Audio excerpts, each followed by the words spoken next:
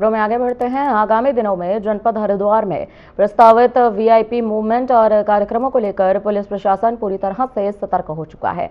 आपको बता दें, इसके चलते अब एसएसपी हरिद्वार प्रमेंद्र सिंह डोभाल ने देर रात जनपद के समस्त राजपत्रित पुलिस अधिकारियों और थाना प्रभारियों के साथ वर्चुअल मीटिंग आयोजित भी की है, जहां इस बैठक में एसएसपी डोभाल ने वीआईपी दौरे को अत्यंत महत्वपूर्ण बताते हुए सुरक्षा व्यवस्था में किसी भी प्रकार की लापरवाही न बरतने के स्पष्ट निर्देश दिए।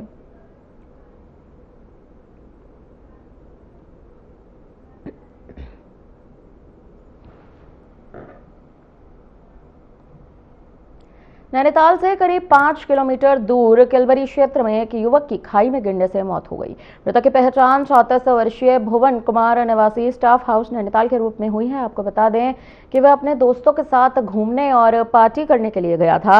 बताया जा रहा है कि लघु शंका के लिए जाते समय उसका पैर फिसल गया, वो खाई में गिर गया। साथियों ने तुरंत पुलिस को सूचना दी। मौके पर पुलिस, एसडीआरएफ और दमकल विभाग की टीम पहुंची।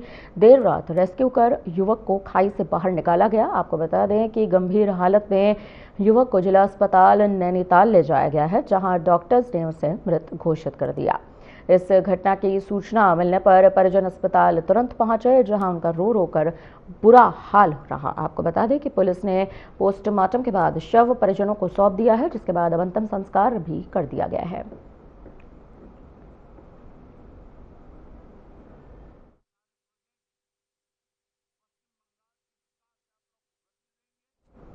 परिवहन विभाग द्वारा लगातार नेशनल हाईवे पर चल रहे ई रिक्शा पर कार्रवाई की जा रही है, जिसके चलते नेशनल हाईवे पर ई रिक्शा संचालन पर प्रतिबंध है, लेकिन फिर भी ई रिक्शा नेशनल हाईवे पर चलते हुए देखा जा सकता है। तो वहीं परिवहन विभाग द्वारा अभी तक लगभग 15 ई रिक्शा को नेशनल हाईवे से संचालित होते हुए जब्त किया गया, जिस पर परिवहन विभाग के आरटीओ एसके निर्जन ने भी बयान दिया। उन्होंने कहा कि अगर इसी तरह से ई रिक्शा नियमों के धज्जियां उड़ाकर नेशनल हाईवे पर चलते रहेंगे तो उन पर लगातार जब्त की कार्रवाई की जाती रहेगी।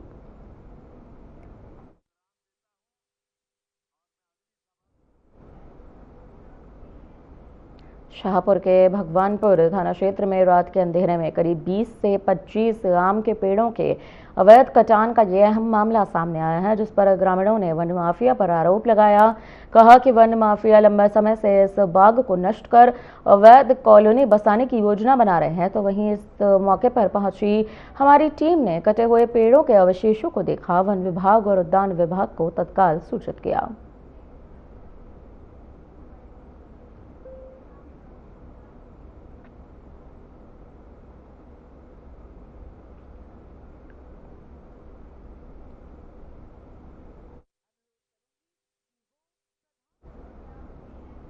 उत्तराखंड के सीएम पुष्कर सिंह धामी के नेतृत्व में राज्य सरकार ने शासन प्रशासन की कार्य प्रणाली को अधिक पारदर्शी, सरल और जनहित केंद्रित बनाने के लिए ई गवर्नेंस को सशक्त आधार के रूप में विकसित किया है।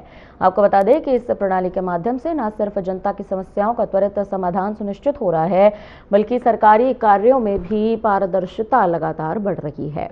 वहीं जानकारी है कि राजधानी देहरादून में भी शुरू विभिन्न ऑनलाइन सेवाओं और जनहित पोर्टलों के जरिए आम नागरिक अब घर बैठे आवेदन, शिकायतें और सुझाव दर्ज करा रहे हैं। डिजिटल तकनीक के प्रयोग से भी नागरिकों को सरकारी सेवाओं तक सीधी पहुंच मिल रही है और समय एवं संसाधनों की बचत भी सुनिश्चित की जा रही है।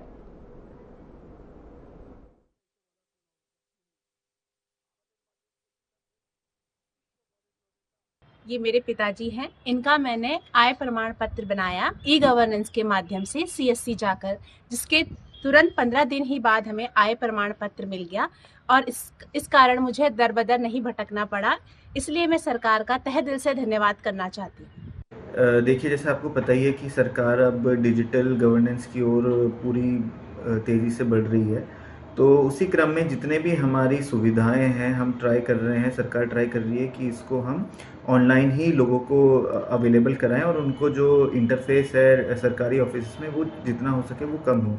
इसमें आप देखेंगे जितने हमारे प्रमाण पत्र हैं, मैक्सिमम प्रमाण पत्र हैं, वो अपनी सरकार पोर्टल के माध्यम से ऑलरेडी ऑनलाइन किए जा चुके हैं और उसको हमारे जनपद में भी उसे प्रॉपर्ली इम्प्लीमेंट कर रहे हैं हम।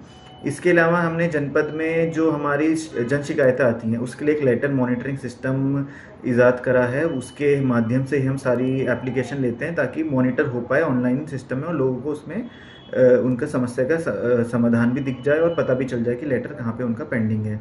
इसके अलावा जो हमारी जिला योजना में जितनी स्कीम्स हैं, चाहे एग्रीकल्चर की हो, हॉर्टिकल्चर की हो, अभी फर्स्ट फेज़ में हमने एग्रीकल्चर की सारी स्कीमों की जो बेनिफिशियरीज़ हैं उनका उनका जो एप्लीकेशंस हैं वो ऑनलाइन कर दिए, ताकि first come first serve basis में हो और उसमें कोई इशू ना हो कि जिसने पहले अप्लाई नहीं करा था उसको ना मिले और दूसरे को मिल जाए। तो ये हमने ऑनलाइन कर दिया सिस्टम।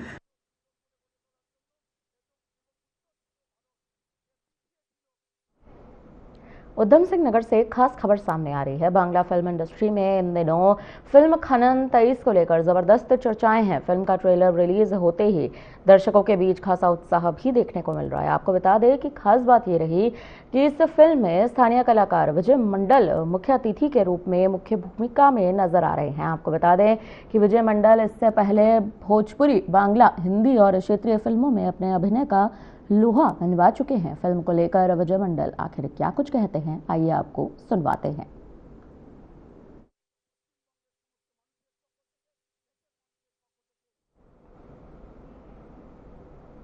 फिलहाल यहाँ पर रुकते हैं छोटे से ब्रेक के लिए। ब्रेक के उस पार खबरों का सिलसिला जारी रहेगा।